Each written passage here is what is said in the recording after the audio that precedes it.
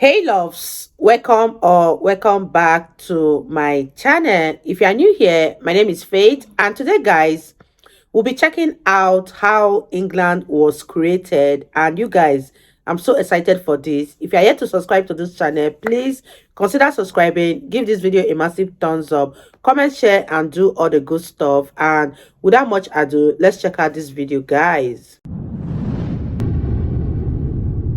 The existence of England is one that is often taken for granted and looked at far too scarcely. This may be due to the overshadowing history of the development of Great Britain and the United Kingdom. But nonetheless, in order for these unions to be formed, England had to already exist, and it actually has since 927 AD. So how was England created? Who claimed the land before the English, and how did it become the nation that we know today?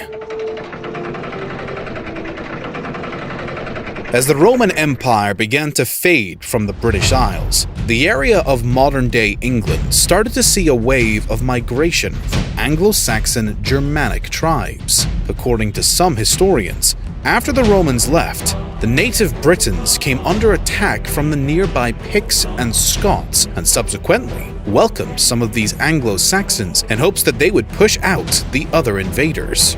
The Germanic peoples were successful in expelling both the Scots and Picts, but they then turned on the native Britons and established their own authority by the start of the 7th century. The new Anglo-Saxon rulers then installed the kingdoms of Essex, Kent, Sussex, Mercia, East Anglia, Northumbria, and Wessex on the British mainland. There are minimal records of what happened over the next few centuries throughout these kingdoms, but we do know that it wouldn't be long before the Anglo-Saxons would face invaders of their own. In 793, a Viking army landed at the Lindisfarne monastery and raided the sacred building. Their violence and disrespect stunned the Anglo-Saxons, who were unprepared for what these Vikings had in store. By the end of 870, East Anglia fell to the Danish invaders, and Mercia was lost only 4 years later.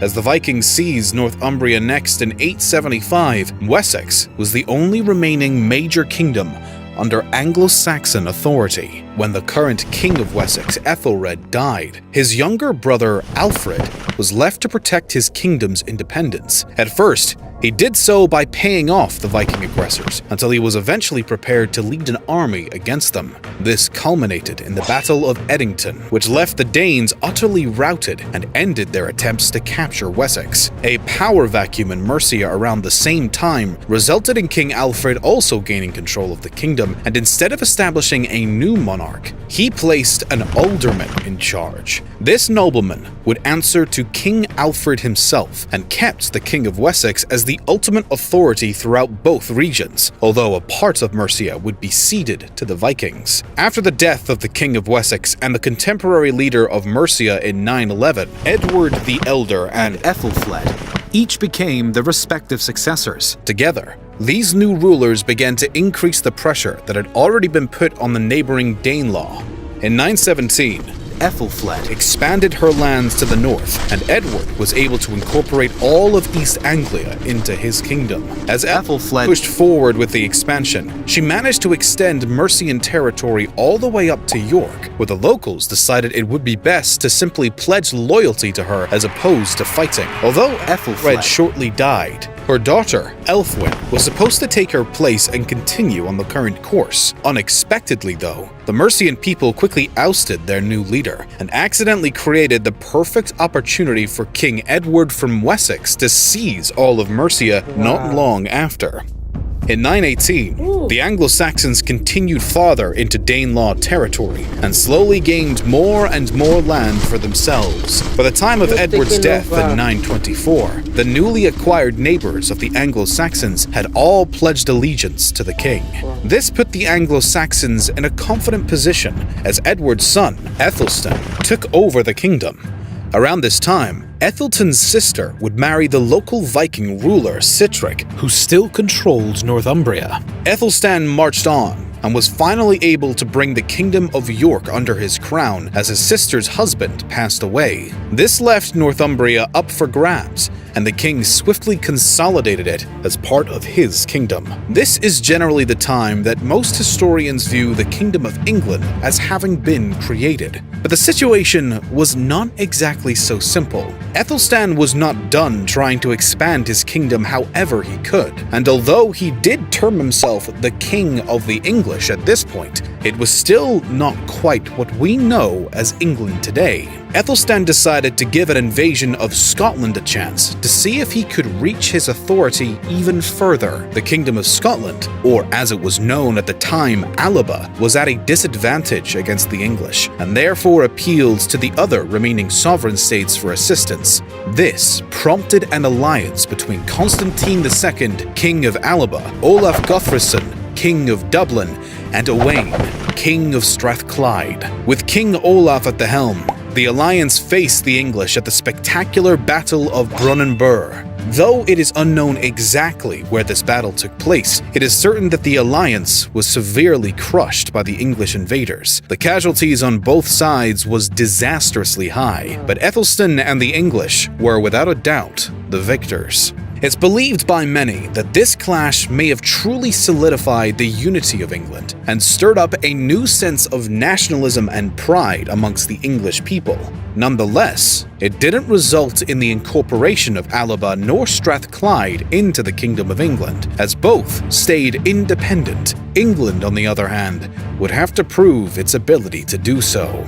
The Vikings, though temporarily defeated, would return to the young kingdom at the end of the 10th century. After Aethelstan's death in 939, the previously defeated King of Dublin, who was a Viking ruler, took immediate advantage of England's temporary instability. While King Aethelstan's brother Edmund took over the English realm, King Olaf swooped in to reconquer some of the lands that had once been in Viking hands. York was quickly captured, and a large chunk of what used to be Northumbria and Mercia was also taken, as he strong-armed the English into accepting this annexation. Ironically, when Olaf died in 941 and his cousin, who shared the same name, was transitioning to the throne as his successor, Edmund of England jumped on the chance to pay the Vikings back for the invasion. The following year, the middle chunk of annexed land was retaken by the English, and in only 2 more years, the Vikings were entirely pushed out of Northumbria. This essentially reunited England, since the territory was now all under Edmund's control. As ambitious as his ancestors, Edmund next invaded Strathclyde, but only took some of its southern territories by the end of the incursion. The rest was given to King Malcolm I of Scotland, as opposed to joining England. It once again appeared as though the Kingdom of England had established some stability. But this was once more short-lived. Edmund was mysteriously murdered in 946, which left his younger brother, Edred, as King of England. The next year, Eric Bloodaxe from Norway attacked and seized the recently reincorporated Northumbria, which prompted almost a decade of conflicts over who, throughout the Isles, would lead Northumbria. Eventually, the English king was able to once again and permanently reclaim the territory on behalf of England. His death soon ended his reign after this victory, and his young nephew Edwig temporarily succeeded him, but was quickly deposed in favor of his brother Edgar. However, this was only a partial deposition, which meant that Edwig would still hold a small section of the kingdom as a co-ruler. When Edwig died only 2 years after this decision, Edgar simply took over the whole of England. Under the reign of King Edgar, known as Edgar the Peaceful, the true foundations of the English kingdom could finally be established. Many reforms were passed, and a vast number of the systems and laws that had existed in the Danelaw were actually upheld, in hopes of avoiding any displeasure from the Danish portion of the population. Peace, unity, and order were the pillars of Edgar's nearly 2-decade-long reign, and his work helps to fully solidify the unity of the young Kingdom of England. The ultimate foundation of England was a long and shaky process, from the initial immigration of the Anglo-Saxons into the region to the establishment of historical narration right there. Now I can say I know how England was formed after conquering, reconquering, recapturing. It finally stood this ground. I love to listen to this historical event. They really are an eye opener, and I loved every bit of it. If you guys enjoyed watching, please leave your comment in the comment section. And if there is anything I need to know apart from what is being stated here, let me know in the comment section, because I love to know about the history of a particular place. And this was such an eye-opener. I really enjoyed reacting to this video. If you guys enjoyed watching, give this video a massive thumbs up, comment, share, and all that good stuff. And this is me officially signing out. I'll see you guys in my next video.